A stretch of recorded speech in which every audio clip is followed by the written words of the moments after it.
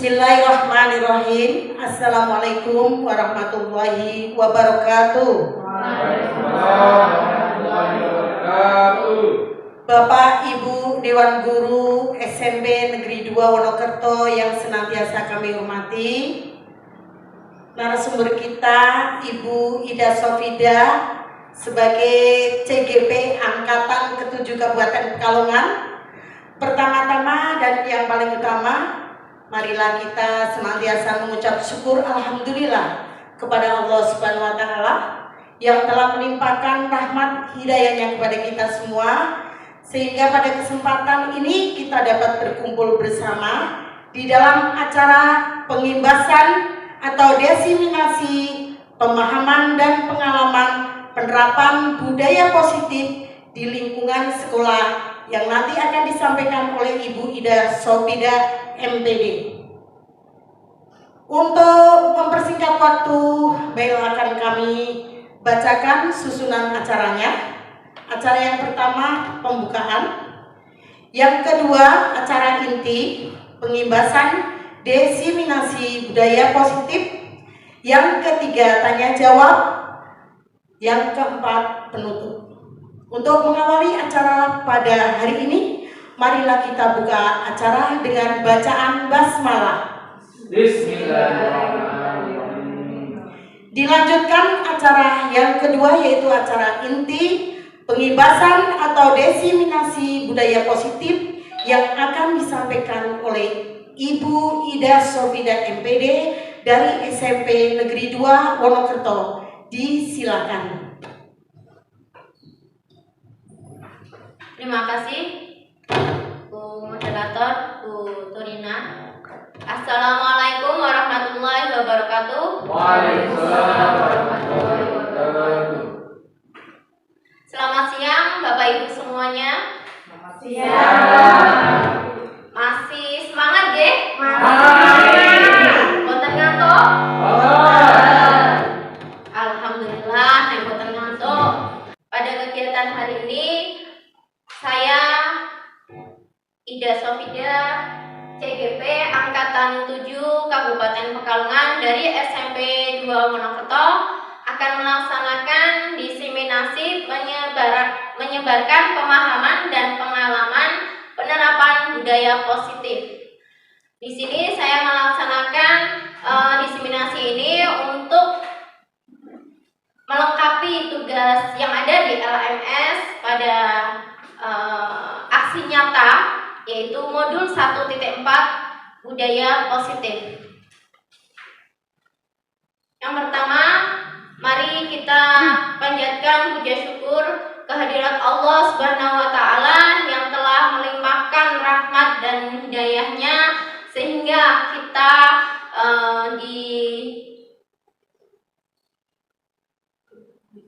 diberikan kesehatan dan bisa melaksanakan diseminasi ini dengan baik.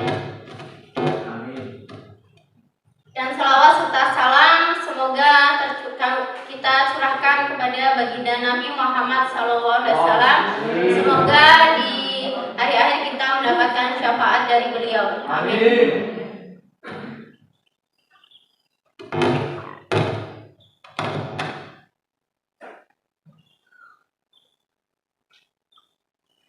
Sebelum saya menyampaikan materi untuk diseminasi ini, saya perkenalkan terlebih dahulu.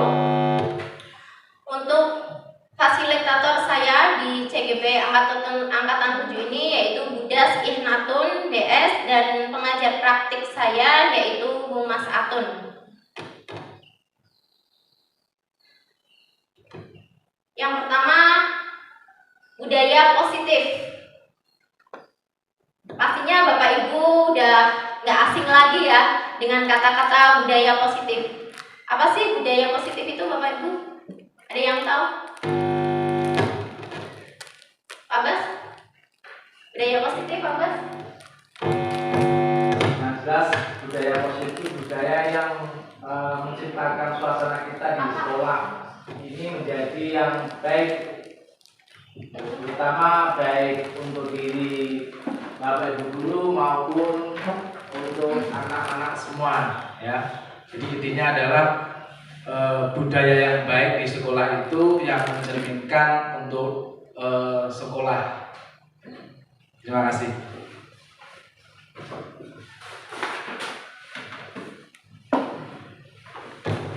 Ya, matur nuwun Pak Basuki. Terus sebenarnya apa sih pentingnya menciptakan suasana positif di lingkungan sekolah kita itu?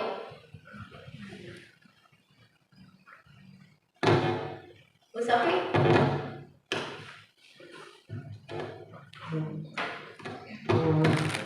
Oke, menurut saya sangat penting menciptakan suasana positif di lingkungan sekolah agar anak-anak kita itu belajarnya lebih nyaman, lebih aman, lebih kondusif sehingga mereka bisa memaknai pembelajarannya seperti itu. Terima kasih. Ya.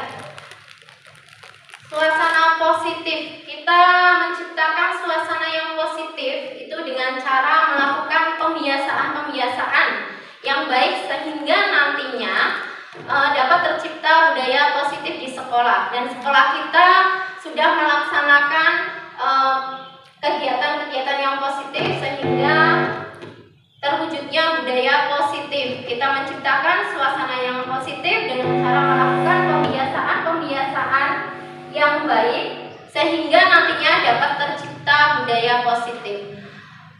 Setiap hari kita juga sudah, anak-anak kita sudah melaksanakan budaya-budaya positif atau kegiatan-kegiatan positif yang seperti waktu berangkat pertama senyum, salam, sapa, yang di kelas masing-masing itu selalu kalau ketemu sama Bapak Ibu guru selalu memberikan salam. Terus setiap siang waktu sholat zuhur kita juga sudah melaksanakan budaya positif untuk melaksanakan sholat jamaah bersama. Untuk penerapan budaya positif ini, budaya positif dapat tercipta di sekolah dengan melakukan kolaborasi kepada seluruh warga sekolah dan juga orang tua murid. Jadi pada budaya positif ini tidak bisa untuk dijalankan sendiri. Harus kerjasama atau kolaborasi dengan warga sekolah, terutama Bapak Ibu guru dengan murid, kepala sekolah, serta nanti dengan orang tua juga. Jadi ada saling kerjasama seperti itu. Di sini nanti materi yang akan saya sampaikan, konsep utama modul budaya positif ini, yang pertama perubahan paradigma belajar, dan yang kedua itu disiplin positif. Yang ketiga, kebutuhan dasar manusia. Yang keempat, motivasi perilaku manusia. Yang kelima, posisi kontrol restitusi. Dan yang keenam, keyakinan kelas. Yang ketujuh, yaitu segitiga restitusi. Jadi, rada banyak ya Bapak Ibu, nanti sabar untuk mendengarkan atau menunggu materi yang saya sampaikan. Untuk pembelajaran dengan paradigma baru, itu pembelajaran dengan paradigma baru dilakukan berdasarkan prinsip pembelajaran yang berdiferensiasi sehingga setiap siswa itu belajar sesuai dengan kebutuhannya dari tahap perkembangan untuk menunjukkan profil pelajar Pancasila. Pastinya Bapak Ibu guru sudah paham tentang profil pelajar Pancasila. Poin-poinnya sudah banyak yang hafal. Coba Pak Aji bisa menyebutkan. Ada beriman dan bertakwa kepada Tuhan Yang Maha Esa. Kemudian ada berkebinekaan global, bergotong royong, kreatif, bernalar kritis, dan mandiri. Seperti itu bisa dilihat. Terima kasih Pak Haji. Itu tadi yang sudah disampaikan Pak Haji, profil pelajar Pancasila. Ya, jadi pada pembelajaran paradigma baru ini dulu kita beranggapan bahwa siswa kita itu kita pembelajaran itu berpusat pada guru. Ternyata dengan paradigma baru ini pembelajaran itu berpusat pada siswa. Jadi guru harus mengetahui kepribadian pada siswa-siswa tersebut. Yang selanjutnya, perubahan paradigma teori kontrol, yaitu ilusi kontrol. Sebelum saya melanjutkan pemaparan materi tentang ilusi kontrol, saya mau minta tolong dua guru, Bapak siapa ya? Sofi kok. Sofi sama Putriin aja. Sekalian Bu di depan. Jadi nanti seperti ini prakteknya. Bu Sofi sebagai apa ini? Yang menggenggam sesuatu, nanti Bu Turina yang mencoba merayu Bu Sofi untuk membuka genggaman tangan Bu Sofi. Sebenarnya ada apa sih itu kok nggak boleh dibuka seperti itu? Silakan. Saya punya sesuatu. Apa itu Sofi? Rahasia? Boleh nggak tahu? Nggak boleh. Boleh dong tahu sama teman sendiri kayak gitu, udah berbagi. Ada apanya di dalamnya? Coba saya lihat. Boleh. Nanti kita kasih kue loh. Ayo, apakah yang ada di dalam jadi penasaran? Nggak boleh. Boleh nggak Bu Sofi? Kira-kira apa? Coba gambarannya seperti apa? Rahasia. Ada satu kata aja kunci. Kesukaan. Oh, berarti kesukaan yang di makanan. Kan? Bukan. Mainan. Kan? Nggak rahasia, tapi kalau kayak gitu bisa tahu. Oh, berarti enggak boleh untuk diberitahukan kepada seseorang pun. Kenapa tadi ngasih tahu sama aku jadi penasaran. Nggak boleh video. Nggak boleh. Nanti saya tanya ya Bu, kenapa kok nggak boleh dibuka? Ada apanya sih itu? Oke, terima kasih Bu Sofi sama Bu Turina.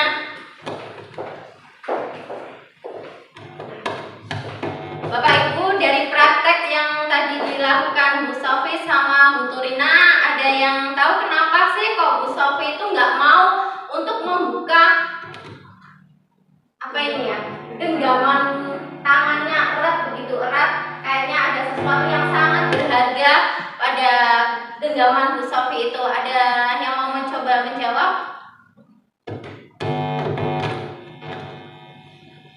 Bu Nadia? Biar gak ngantuk. Kenapa sih kok begitu kekehnya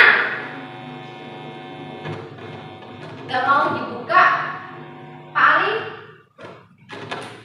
Mau coba jawab Pak? Sesuatu yang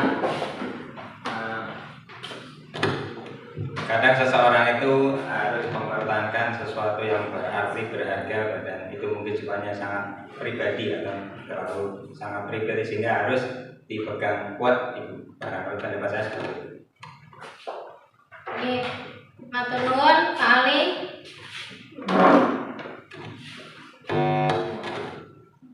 Jadi dari praktek yang tadi dipraktekkan sama Bu Sofi sama Bu Turina itu, sebenarnya yang bisa mengendalikan kontrol itu siapa sih? Diri kita apa orang lain? Diri kita sendiri ya. Jadi pada ilusi kontrol ini dulu kita untuk meluruskan miskonsepsi tentang kontrol. Tadi yang sudah dipraktekkan bahwa ternyata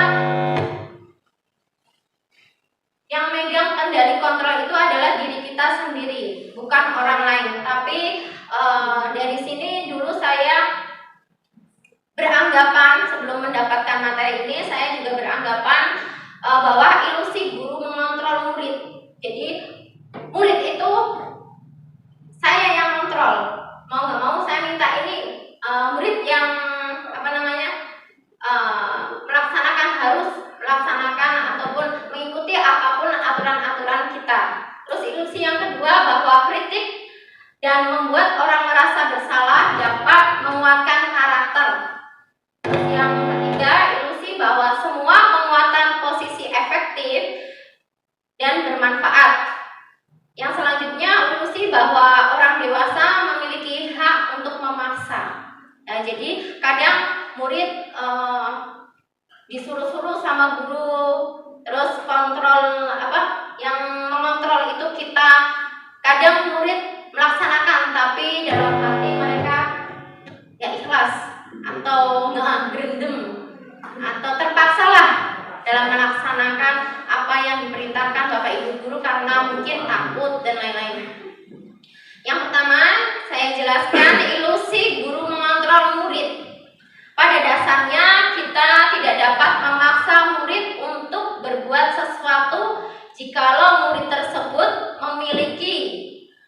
memilih untuk tidak melakukannya. Tadi yang sudah saya sampaikan, walaupun tampaknya kita sedang mengontrol perilaku murid tersebut, hal ini karena murid tersebut sedang mengizinkan dirinya untuk dikontrol. Jadi tadi yang sudah saya sampaikan, guru mencoba untuk mengontrol murid, tapi pada dasarnya kadang siswa merasa terpaksa atau mereka dengan terpaksanya untuk dikontrol sama Bapak Ibu gurunya.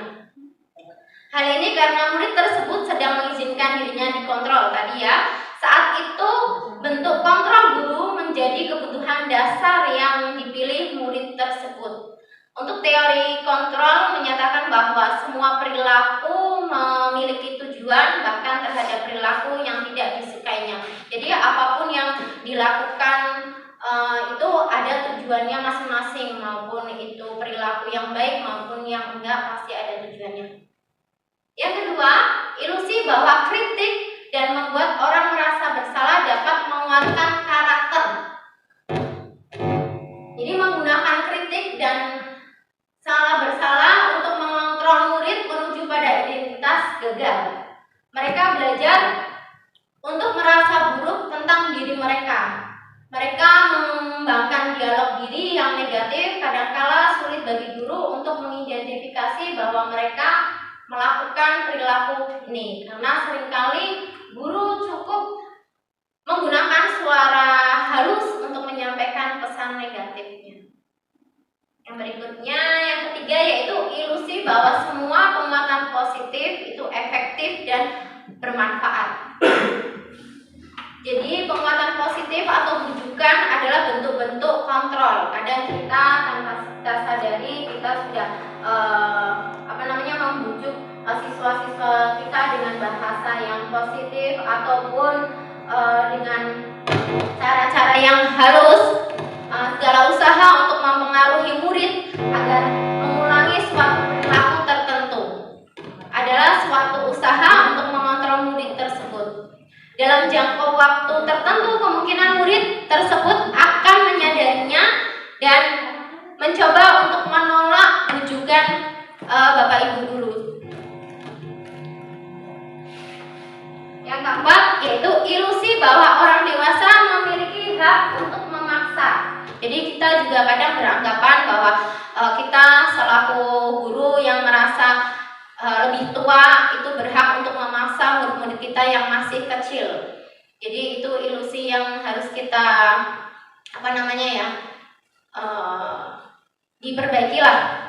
Jadi banyak orang dewasa yang percaya bahwa mereka itu memiliki tanggung jawab untuk membuat murid-murid berbuat hal-hal tertentu. Apapun yang dilakukan dapat diterima selama ada sebuah kemajuan berdasarkan sebuah pengakuan kinerja.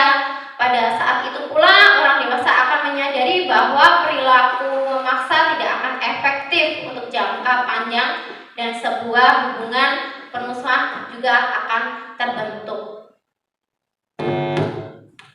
Ya. Di sini perubahan paradigma atau stimulus respon menuju ke teori kontrol. Bisakah kita mengontrol seseorang? Tidak ya, tidak bisa. Stimulus respon yang dulu kita mencoba mengubah orang agar berpandangan sama dengan kita. Teori kontrolnya kita berusaha memahami pandangan orang lain tentang dunia. Terus yang kedua itu stimulus respon, perilaku buruk dilihat sebagai suatu kesalahan. Ya, jadi siapapun yang melakukan perbuatan buruk itu kita lihat sebagai suatu kesalahan, padahal itu teori kontrolnya semua perilaku itu memiliki tujuan maupun negatif maupun positif. Dan stimulus yang berikutnya, stimulus respon yang berikutnya, orang lain bisa mengontrol saya atau bisa mengontrol kita. Tapi untuk teori kontrolnya hanya Anda sendiri yang bisa mengontrol diri Anda. Tadi yang sudah dipraktekkan sama Bu Turina sama Bu Sofi. Untuk stimulus respon, pemaksaan ada pada saat bujukannya gagal. Jadi kalau bujukannya gagal, nanti pemaksaan ada. Jadi nanti kalau stimulusnya gagal itu, berarti pemaksaannya nggak berhasil kayak gitu. Jadi terjadi pemaksaan.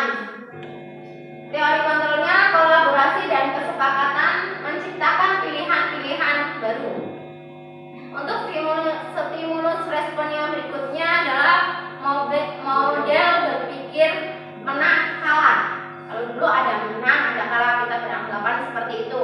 Tapi untuk sekarang model berpikirnya menang-menang atau win-win solution.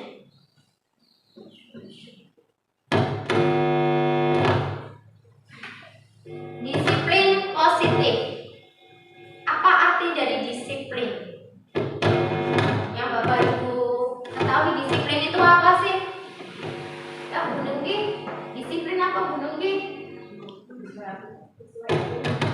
Sesuai aturan. Disiplin sesuai aturan. Bu Nurul? Mematuhi peraturan yang sudah ada. Mematuhi peraturan yang sudah ada.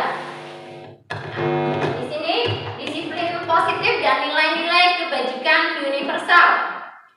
Disiplin positif itu merupakan pendekatan mendidik anak untuk melakukan kontrol diri dan pembentukan kepercayaan diri. Adapun nilai-nilai kebajikan yang ingin dicapai tergantung di dalam profil pelajar Pancasila.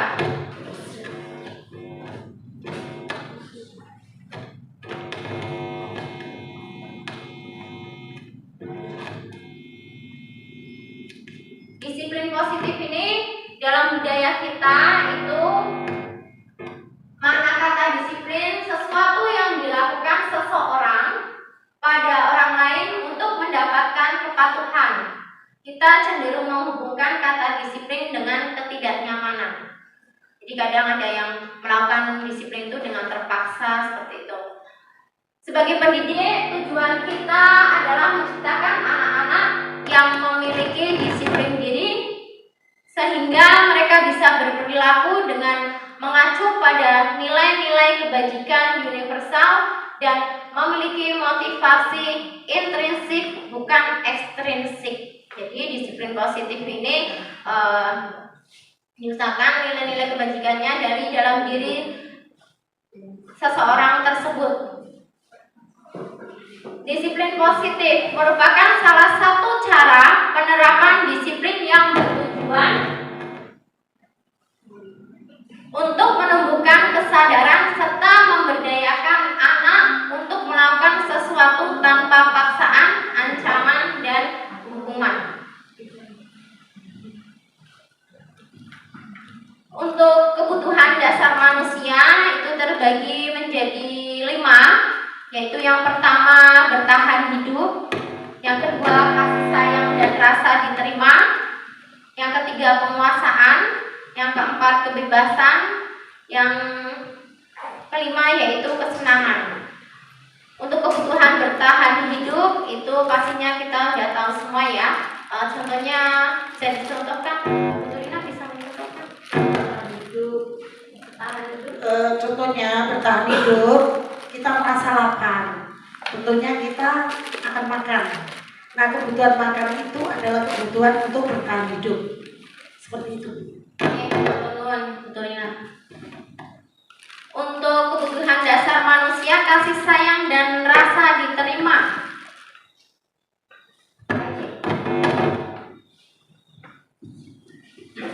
Ketika kita mencintai seseorang, maka kita juga ingin dicintai oleh orang tersebut.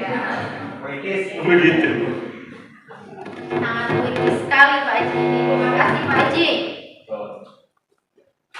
Untuk kebutuhan dasar manusia penguasaan. Siapa yang mau mencoba mencontohkan yang penguasaan? Sofi mau nyoba lagi Sofi, penguasaan. Kebutuhan dasar manusia. Pada penguasaan.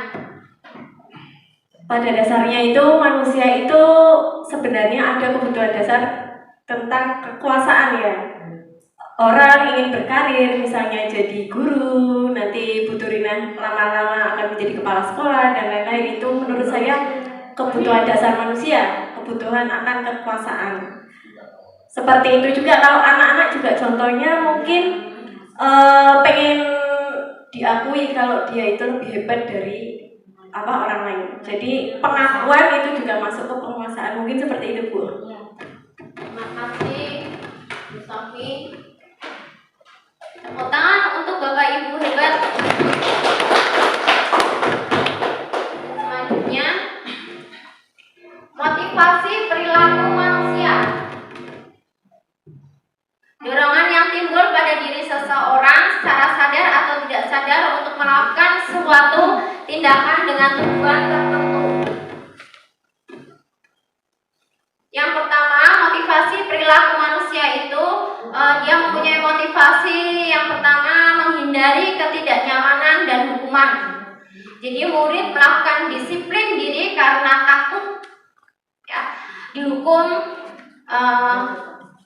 Tingkatannya rendah dari motivasi perilaku manusia. Yang kedua, untuk mendapatkan imbalan atau penghargaan dari orang lain. Jadi ada perilaku manusia. Yang kedua itu untuk mendapatkan imbalan atau penghargaan dari orang lain. Jadi kita mau melakukan sesuatu itu karena ada imbalannya, karena akan mendapatkan sebuah penghargaan. Jadi kita melakukan sesuatu perilaku. Yang ketiga, untuk menjadi orang yang mereka inginkan dan menghargai diri sendiri dengan nilai-nilai yang mereka percaya. Murid melakukan disiplin diri karena sadar akan nilai kebajikan. Ini adalah motivasi yang akan membuat seseorang memiliki disiplin positif. Jadi mereka dengan sadar melakukan disiplin positif itu dari dalam diri siswa tersebut, dari dalam diri orang tersebut. Pada konsep disiplin dengan identitas gagal. Yang pertama, hukuman sama penghargaan. Dari hukuman itu kita sering mendengar setiap hari nanti dapat hukuman dari Bapak Ibu guru. Itu bagi siswa itu atau bagi manusia itu sangat menyakitkan ya, dan merasa tidak nyaman juga. Murid jadi takut dengan hukuman, merasa dipaksa. Murid juga menyembunyikan kesalahannya, kadang mau udah tahu kesalahan ditutupi biar gak dapat hukuman. Murid menjadi rendah diri. Dan di sini penghargaan juga itu sebenarnya tidak efektif. Kadang Bapak Ibu guru ada yang memberikan penghargaan kepada murid-muridnya. Itu ternyata tidak efektif dan bisa merusak hubungan, mematikan kreativitas siswa juga, dan bisa menghukum dengan sistem ranking. Itu juga dapat masuk pada konsep disiplin yang identitasnya gagal, serta merampas hak menghargai dirinya. Untuk penghargaan sendiri, pastinya Bapak Ibu guru itu sudah mengalami pengalaman ya. Terutama saya sendiri juga kemarin juga sempat melakukan hal tersebut. Tapi setelah mendapatkan materi ini ternyata kok penghargaan atau reward ataupun iming-iming nanti kalau kalian mengerjakan PR ataupun nanti kalau ulangan harian nilainya 100 atau 90 nanti mendapatkan hadiah dari Bapak Ibu guru dan lain sebagainya, ternyata itu adalah konsep disiplin yang gagal, ya, dapat mematikan atau merusak kreativitas siswa tersendiri. Nah, untuk konsep disiplin dengan identitas sukses di sini dibagi menjadi dua, yaitu dengan konsekuensi dan restitusi. Pada konsekuensi yaitu penguatan jangka pendek, terus perlu monitoring berkelanjutan, stimulus respon, dan murid menghormati peraturan, serta kehilangan waktu untuk mengurangi kesalahan.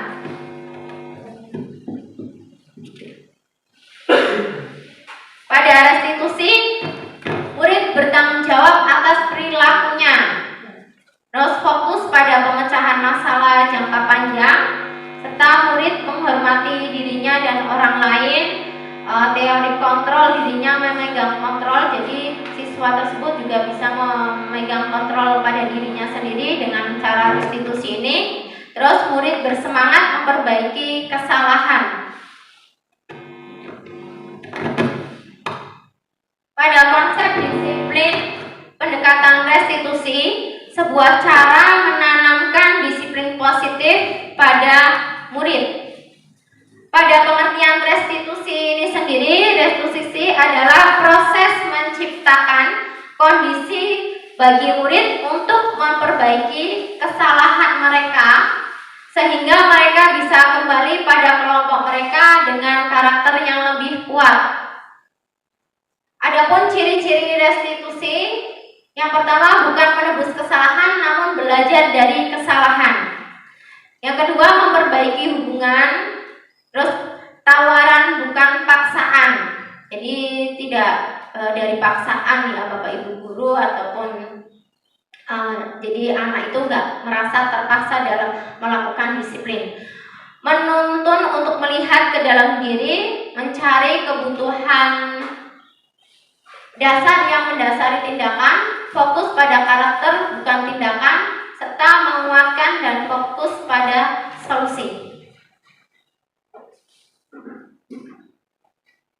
Adapun perbedaannya, hukuman, konsekuensi, serta restitusi ini ada contoh kasus. Siswa sering tidak mengerjakan PR.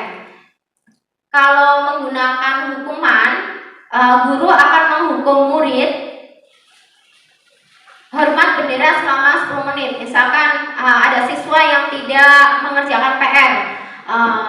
Bapak Ibu guru itu memberikan hukuman misalkan untuk hormat bendera selama 10 menit. Terus guru marah dan murid menjadi takut. Itu termasuk dari hukuman. Tapi bisa menggunakan konsekuensi, ataupun yang pertama itu guru memberikan konsekuensi untuk mengerjakan PR-nya saat istirahat atau dikerjakan sebanyak berkali-kali lipat. Yang kedua, guru tegas dan murid menghormati peraturannya. Itu konsekuensi. Jadi perbedaan antara hukuman dan konsekuensi seperti itu. Restitusi, guru menanyakan keyakinan kelas atau dirinya dan membantu murid menyelesaikan masalahnya. Guru terbuka dan siswa menghormati dirinya dan orang lain. Jadi Bapak Ibu guru pastinya ada yang sudah melakukan dengan cara hukuman, konsekuensi, restitusi. Saya juga ingin dengar pengalaman-pengalaman dari Bapak Ibu guru di SMP 2 Wonokerto ini. Jenengan-jenengan itu sudah pernah menjalankan yang mana, atau ketiga-tiganya, atau belum semuanya? Kalau belum semuanya nggak mungkin ya. Ada yang mau memberikan pengalamannya? Monggo, Bu Aulia mau memberikan pengalamannya. Pernah melakukan yang mana?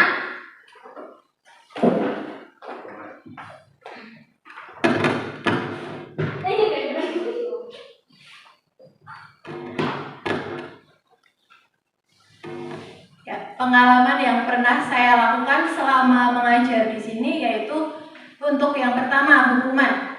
Mungkin kalau yang hukuman itu dulu saya pernah waktu awal mengajar, siswa tidak membawa buku paket, saya pernah meminta mereka untuk menyanyikan lagu nasional di depan kelas. Sedangkan untuk konsekuensi, ada siswa yang belum mengerjakan PR, di mana untuk syarat sebagai penilaian harian. Siswa tersebut saya minta untuk menyelesaikan PR tersebut baru bisa mengikuti penilaian harian. Itu pengalaman saya. Restitusi belum. Matur nuwun Bu Aulia. Ada yang mau menambahkan lagi untuk pengalaman? Apa sudah pernah melakukan yang mana hukuman, konsekuensi, atau restitusi? Kalau saya pribadi hampir sama dengan Bu Aulia. Untuk restitusi ini merupakan hal baru bagi saya. Setelah saya mengikuti CGP ini, saya baru tahu tentang restitusi. Jadi pernah saya praktekkan juga, tapi belum sering. Ya, monggo Bapak Ibu, ada yang mau menambahkan lagi pengalamannya? Kalau Bu Nuki sebagai guru BK,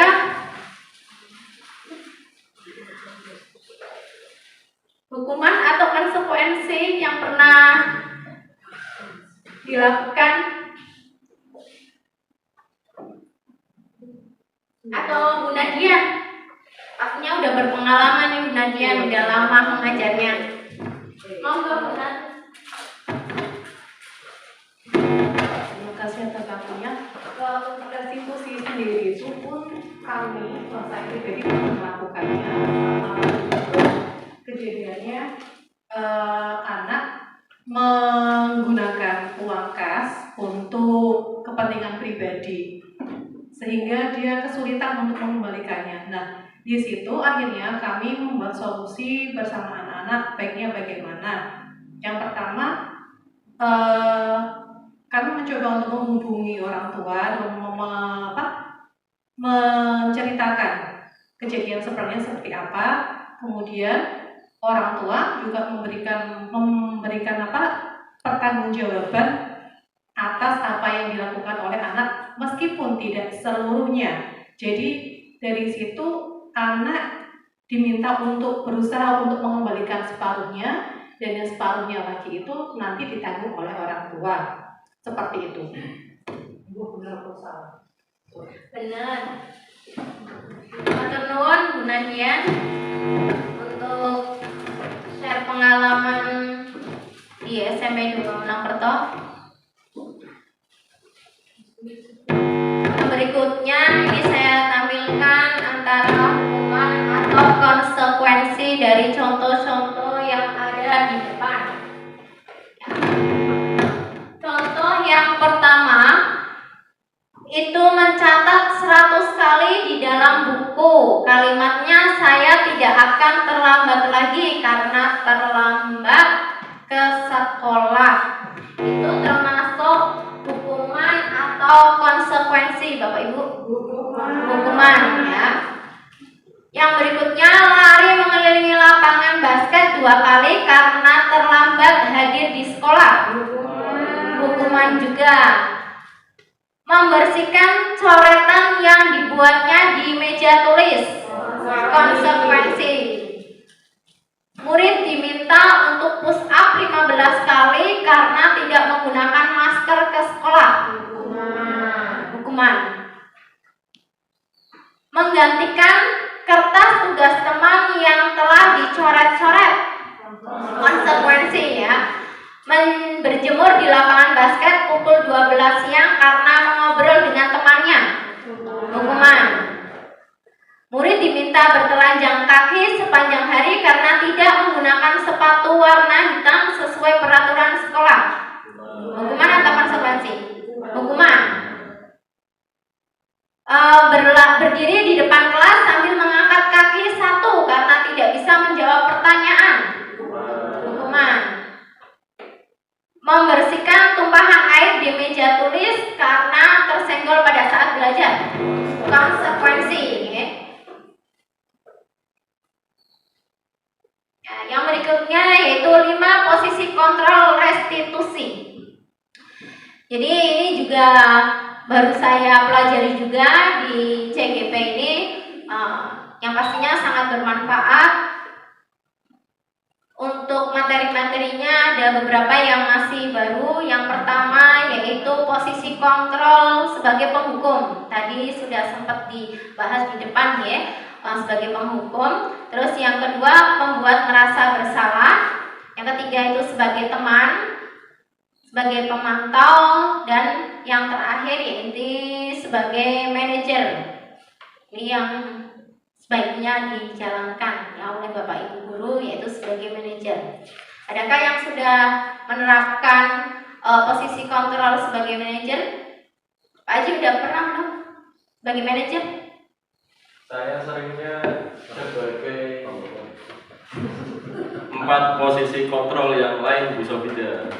Malah paling sering itu sebagai penghukum. Nah, setelah ini insya Allah saya mau belajar dengan Bu Sofida untuk posisi yang kelima yaitu manajer. Oke, terima kasih Pak Haji.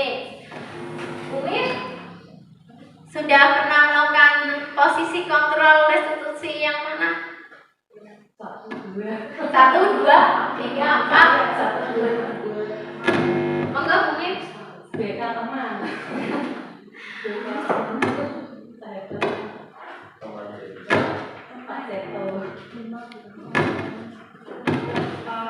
Selama saya mengajar, dari kelima posisi kontrol restitusi tersebut, yang pernah saya lakukan itu ada penghukum, pernah, nah juga yang kedua juga pembuat merasa bersalah.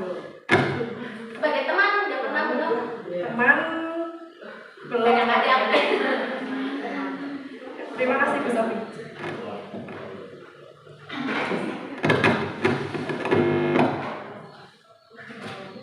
Terima kasih Bu Mir. Kalau saya pribadi itu sudah pernah melaksanakan kelima-limanya. Tapi untuk yang kelima itu sebagai manajer karena dapat tugas. Jadi belum pernah melakukan melaksanakan di posisi manajer secara keseringan ya, berkesinambungan. Yang penghukum udah pernah, hampir sering seperti Pak Haji tadi. Ya, terus membuat merasa bersalah. Ya, sebagai teman, ya juga.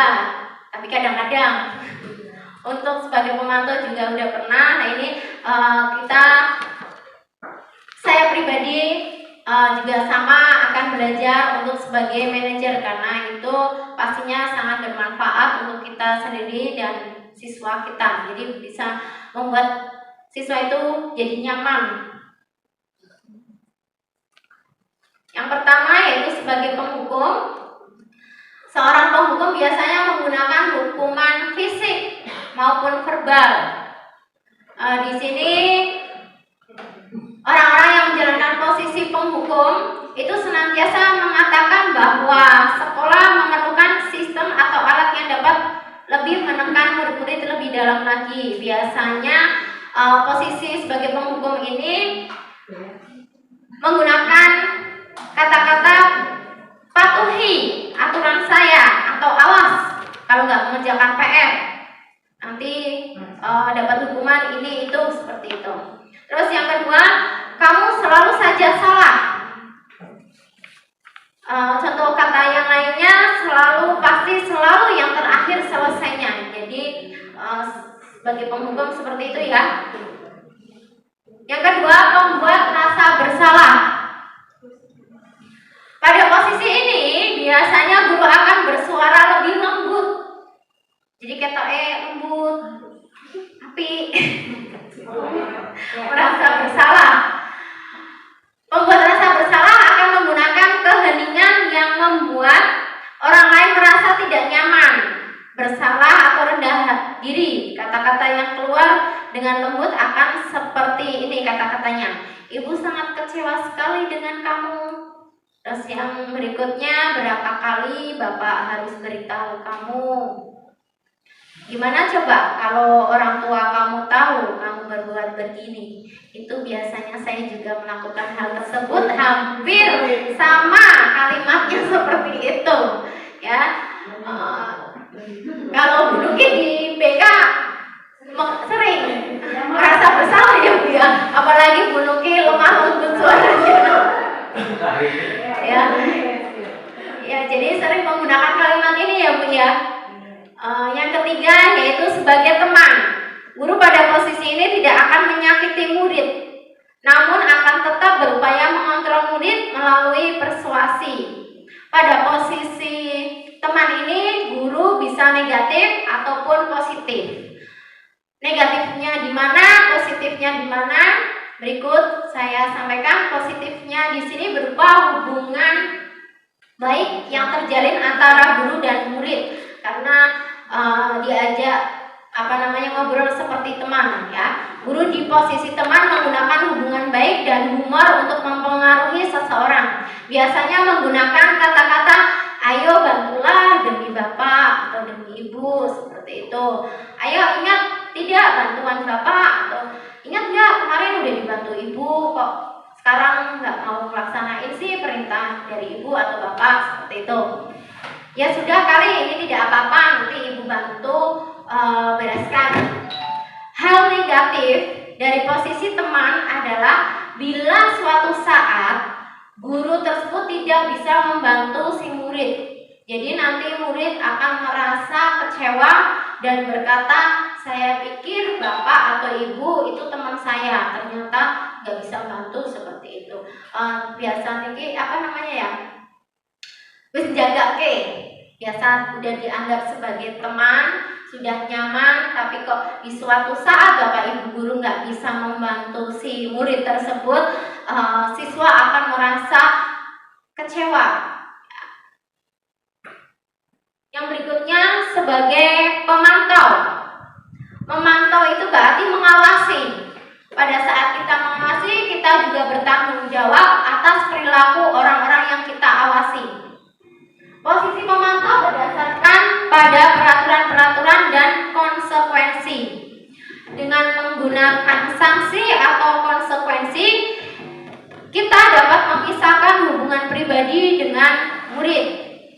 Contoh kalimat sebagai pemantau itu peraturannya apa? Kok kamu melakukan kesalahan itu udah tahu kan peraturannya apa yang telah kamu lakukan? Terus sanksi atau konsekuensinya apa? Jadi kayak memantau, mengawasi, seperti itu. Nah ini yang kelima yaitu sebagai manajer. Mudah-mudahan kita ke depannya bisa menggunakan posisi kontrol ini untuk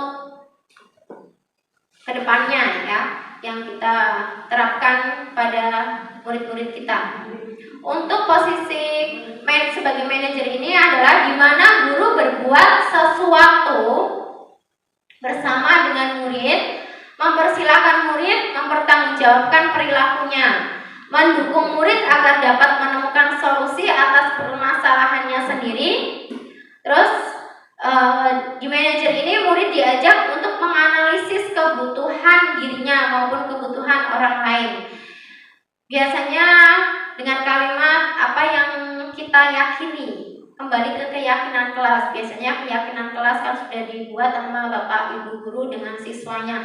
Jadi pas saat murid itu atau siswa melakukan kesalahan, guru akan menanyakan kembali apa keyakinan yang kemarin kita buat itu apa. Terus apakah kamu meyakininya? Jadi mengingatkan kembali ya. Jika kamu meyakininya, apakah kamu bersedia untuk memperbaikinya? Jika kamu memperbaiki ini, hal ini menunjukkan apa tentang dirimu, apa rencana kamu untuk kedepannya untuk memperbaiki hal tersebut yang sudah dilakukan atau kesalahan yang sudah pernah dilakukan. Berikut ini contoh pernyataan-pernyataan pada posisi kontrol. Coba nanti ini ada kalimatnya, nanti akan menunjukkan sebagai penghukum atau pemantau ya. Saya kecewa sekali dengan kamu. Termasuknya sebagai apa? Membuat merasa bersalah ya. Kamu tidak pernah benar melakukannya. Posisi kontrol apa? Penghukum. Ayolah lakukan demi ibu atau bapak, teman, prep. Apakah kamu mau mendapat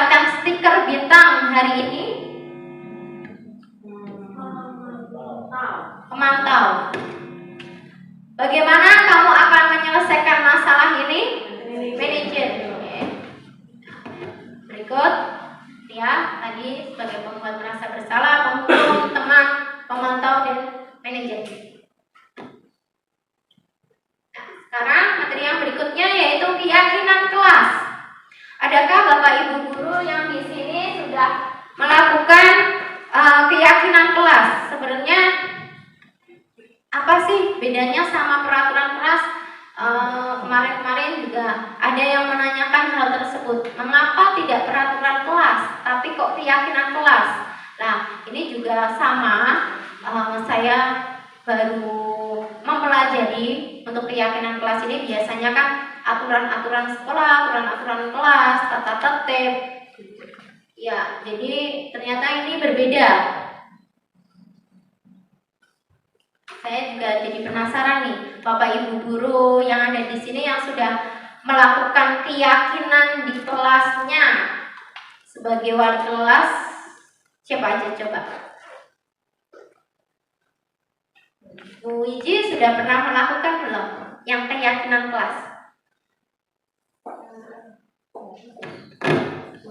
Sudah? Terima kasih Bu Wiji. Nanti misalkan ada yang perlu diperbaiki, nanti diajak lagi ya anak-anaknya untuk melakukan keyakinan kelas. Bu Sofi sudah melakukan tadi ngaku.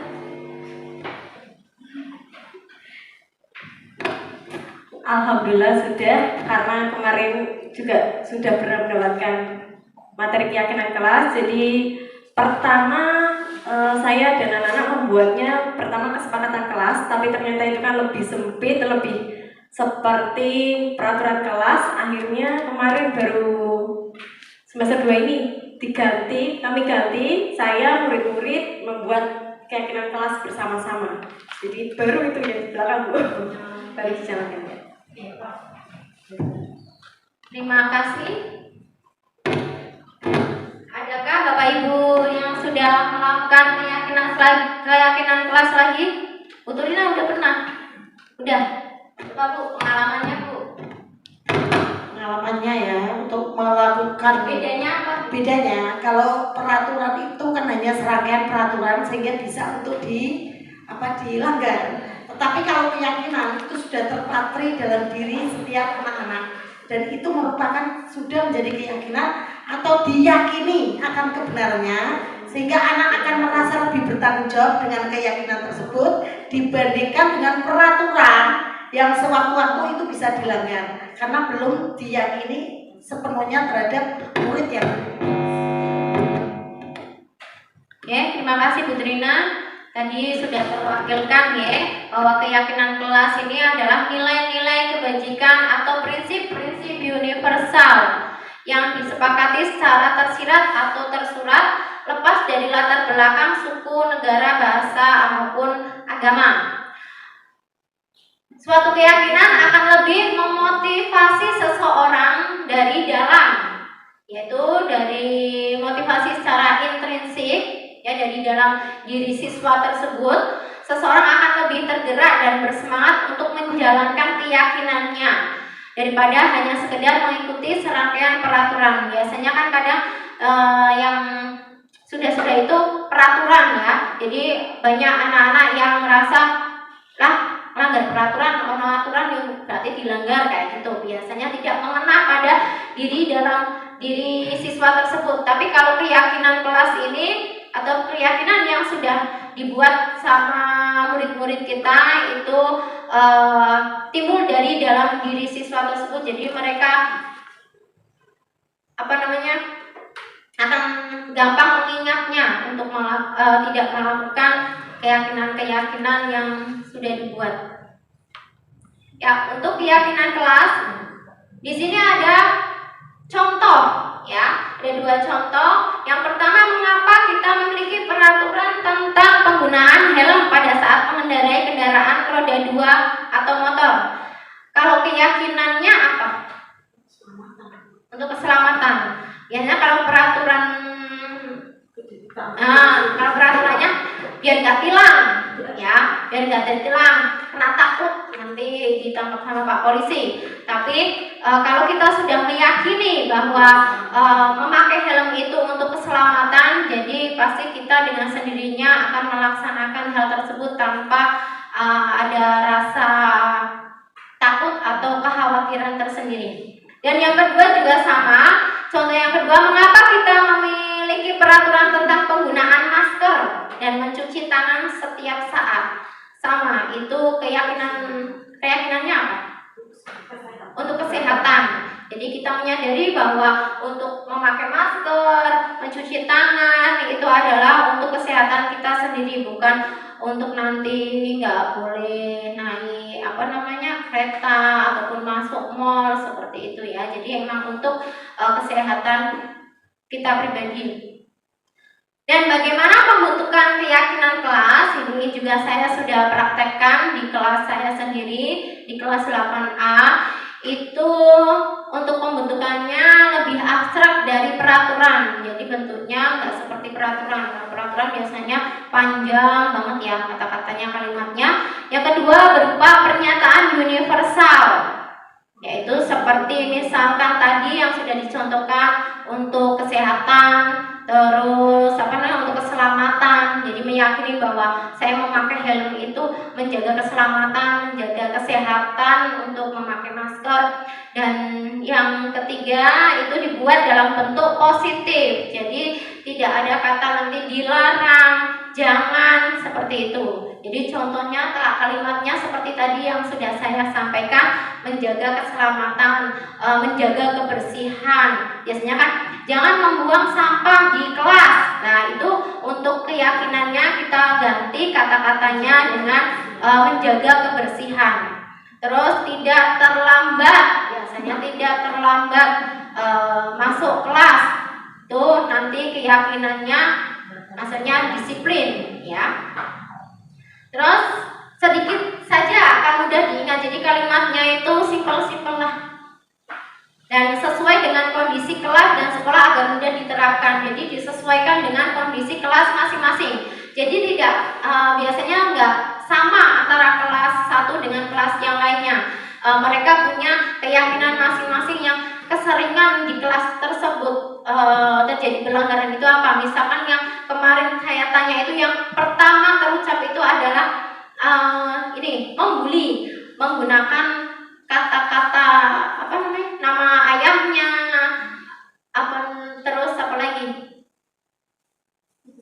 Mengejek temannya, itu yang mereka kadang nggak nyaman dan nggak suka.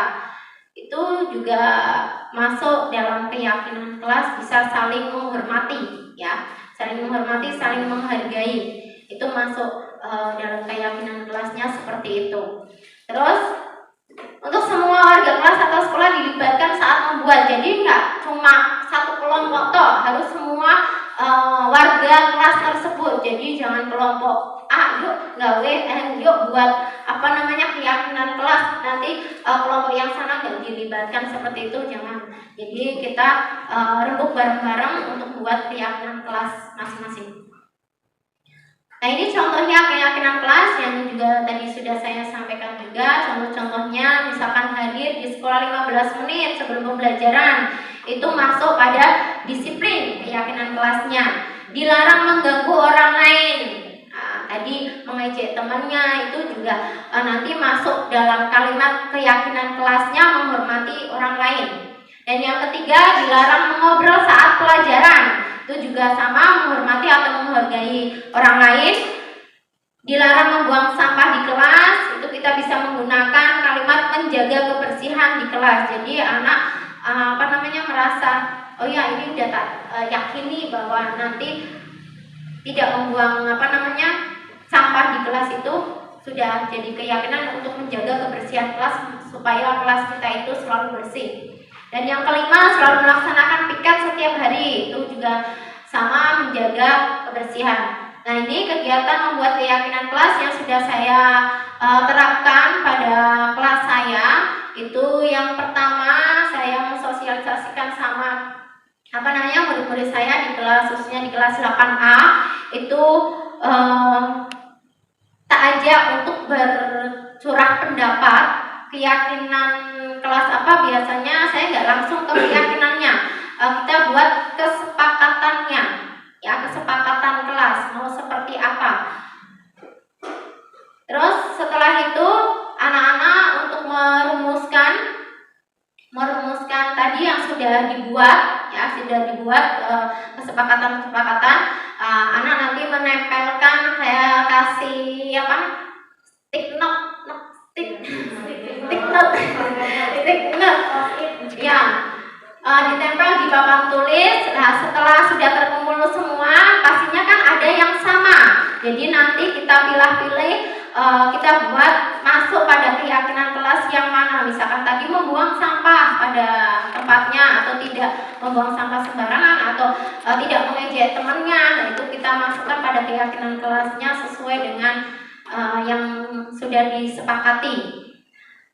Kemarin saya buat di situ adalah keyakinan kelasnya, kebanyakan itu minta saling menghormati, ya, saling menghormati sama menjaga kebersihan. Itu yang yang paling banyak di kelas saya. Katanya mereka sering diejek, dibully seperti itu. Jadi kita buat keyakinan kelasnya saling menghormati. Jadi kalau misalkan mereka mau mengejek lagi kan, mereka sudah mempunyai keyakinan tidak boleh mengejek itu karena akan tidak menghormati orang lain. Terus yang berikutnya itu terutama buang sampah, itu sering banget kalau tidak diingatkan terus, pasti kelas sering kotor kayak tong sampah. Jadi kita buat kesepakatan untuk menjaga kebersihan. Ya. Ini kemarin sudah dipilah-pilih, itu kita mendapat keyakinan kelas ada 6. Jadi membuat keyakinan kelas ini jangan terlalu banyak. Paling enggak 3-7 saja, enggak usah banyak-banyak sampai 15. Kalau aturan di sekolah itu banyak ya Bu Nuki ya. Sampai berapa itu? Belasan ya. Ya, jadi kadang anak susah untuk mengingatnya. Jadi untuk keyakinan kelas ini buat sesimpel mungkin, nggak usah banyak-banyak, 3-7 lah. Nah, pada yang terakhir itu setelah sudah dibuat keyakinan kelas, ditempel tergantung dari kelas masing-masing, mau dibuat ditempel di kertas manila atau buffalo. Jadi nanti yang terakhir ditandatangani atau disepakati sama seluruh warga kelas tersebut. Jadi mereka sudah meyakini bahwa ini yang harus kita jalankan untuk keyakinan kelas pribadi. Yang terakhir yaitu segitiga restitusi. Ya, segitiga restitusi ini apa sih? Segitiga restitusi adalah proses menciptakan kondisi bagi murid untuk memperbaiki kesalahannya sehingga karakter mereka lebih kuat ketika kembali pada kelompoknya. Jadi ini bisa diterapkan tadi sebagai manajer, ya, bisa menggunakan segitiga restitusi. Restitusi bukan untuk menebus kesalahan, tapi restitusi adalah sebuah tawaran dan bukan paksaan. Restitusi juga fokus pada solusi dan dapat mengembalikan murid yang berbuat salah pada kelompoknya. Nah, di sini ada 3 tahapan pada segitiga restitusi ini. Yang pertama, menstabilkan identitas. Yang kedua, validasi tindakan yang salah. Dan yang ketiga, menanyakan keyakinan. Tadi sudah sempat disinggung di depan ya, pada posisi control manager. Pada menstabilkan identitas ini bertujuan untuk mengubah identitas anak dari orang yang gagal karena melakukan kesalahan menjadi orang yang sukses. Jadi mereka nggak selalu merasa gagal dari sebuah kesalahan yang mereka buat. Untuk validasi tindakan yang salah, memahami kebutuhan dasar apa yang mendasari sebuah tindakan untuk menemukan cara-cara paling efektif untuk memenuhi kebutuhan tersebut. Dan pada tahapan yang ketiga yaitu menanyakan keyakinan. Pada tahapan ini menghubungkan dengan nilai-nilai yang dia percaya dan berpindah menjadi orang yang dia inginkan. Di sini saya buat contoh kegiatan restitusi yang pernah saya buat pada kasus. Dulu saya buat 2 kasus. Kasus yang pertama itu ada anak yang berantem di kelasnya karena dia tidak terima lembar jawabannya selalu dicontek, tugasnya itu selalu dicontek temennya hanya mencontoh tok, tidak mau berpikir. Jadi dia sudah keseringan seperti itu, akhirnya dia marah dengan menggebrak meja. Nah, saya kemarin untuk penyelesaian saya menggunakan segitiga restitusi. Terima kasih untuk ya. Mungkin ini materi yang tadi sudah saya sampaikan, semoga bermanfaat. Terima kasih untuk Bapak Ibu guru yang sudah berkenan hadir dan menyimak materi yang terlalu panjang ya. Banyak materinya yang saya sampaikan. Ya. Monggo saya kembalikan ke moderator. Demikian Bapak Ibu guru SMP Negeri 2 Wonokerto yang telah menyimak terus memperhatikan seluruh materi atau pengimbasan pada budaya positif yang telah disampaikan oleh Ibu Ida Sofia selaku narasumber dari pengimbasan budaya positif. Kemudian apabila dari Bapak Ibu dalam kesempatan ini ada pertanyaan, disilakan, cukup 2 orang saja. Silakan. Ya Pak Haji, 1. Yang keduanya siapa? Pak Haji dulu, langsung nanti bisa ditanggapi ya Bu Ida. Terima kasih Bu Turina, sama-sama Pak Haji. Saya mau bertanya kepada Bu Sofida, seperti yang kita ketahui bersama ya Bapak Ibu ya, bahwa sekolah kita itu sudah menerapkan budaya positif, bahkan sudah sejak lama. Nah ini menurut pendapat Bu Sofida, apakah perlu diadakan peningkatan budaya positif di sekolah kita? Terima kasih. Terima kasih Pak Haji untuk pertanyaannya. Sekolah kita sudah melaksanakan budaya positif. Apakah perlu kita meningkatkannya lagi? Sangat perlu Pak Haji. Dengan kita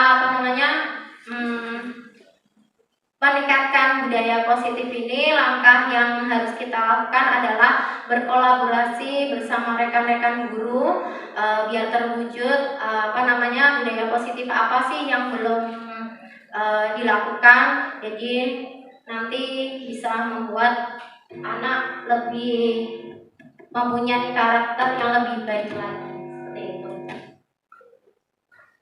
Terima kasih. Sudah bisa diterima Pak Haji untuk jawabannya. Terima kasih. Kemudian untuk penanya kedua, silakan. Ada pertanyaan lagi? Bu Nurul ya? Iya, silakan Bu Nurul.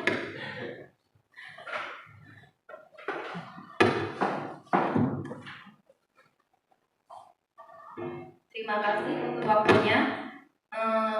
Agar kegiatan budaya positif di sekolah kita berjalan dengan lancar, kira-kira siapa saja sih yang perlu dilibatkan agar kegiatan budaya positif di sekolah kita bisa dilaksanakan dengan baik? Terima kasih.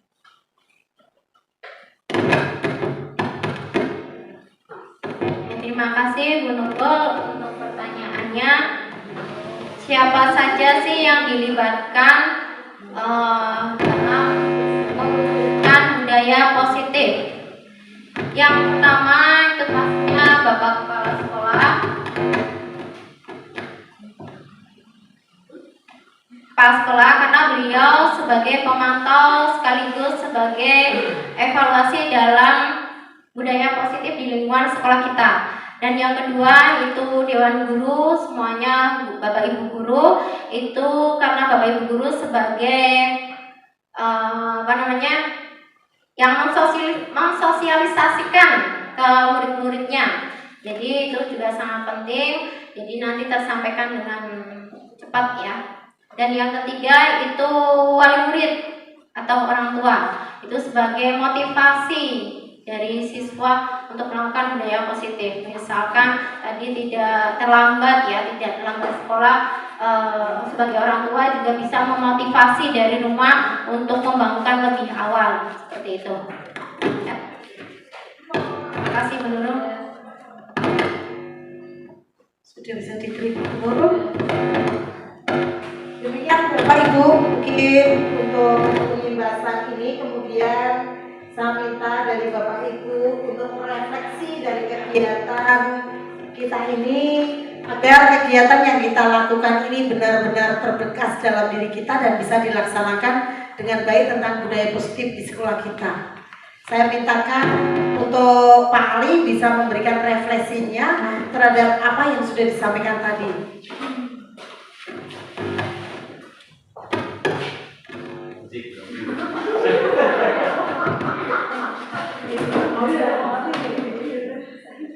Terima kasih waktu yang telah diberikan kebiasaan untuk memberikan refleksi dari apa yang Ibu Ida Sofida sampaikan, paparkan. Terima kasih sekali Ibu Ida, sehingga kami semua mendapat ilmu pengetahuan yang baru, banyak yang telah disampaikan, kurang lebih 1 jam lebih. Tadi saya tulis sekitar jam 1 mulai 47 menit, sekarang sudah jam 14.58, luar biasa. 1 jam lebih panjenengan sudah menyiapkan pemaparan atau pengimbasan tentang budaya positif. Sehingga saya sangat bersyukur karena tadi ternyata dari budaya positif dikandung pembiasaan yang benar positif. Nah, dari pembiasaan itu diharapkan nanti karakter siswa terbentuk, di mana karakter siswa itu nanti arahnya ke profil pelajar Pancasila yang telah disampaikan. Dan tadi saya tertarik terhadap 6 hal yang terkandung di dalam budaya positif, yaitu perubahan paradigma sampai ke segitiga restitusi. Mudah-mudahan harapannya apa yang telah disampaikan Ibu Ida Sofida itu merupakan hal yang baru dan bisa kita terapkan bersama sehingga terjadi kolaborasi antar warga sekolah. Terima kasih Bu Ida, sangat luar biasa. Mudah-mudahan menginspirasi teman-teman kita semua. Amin.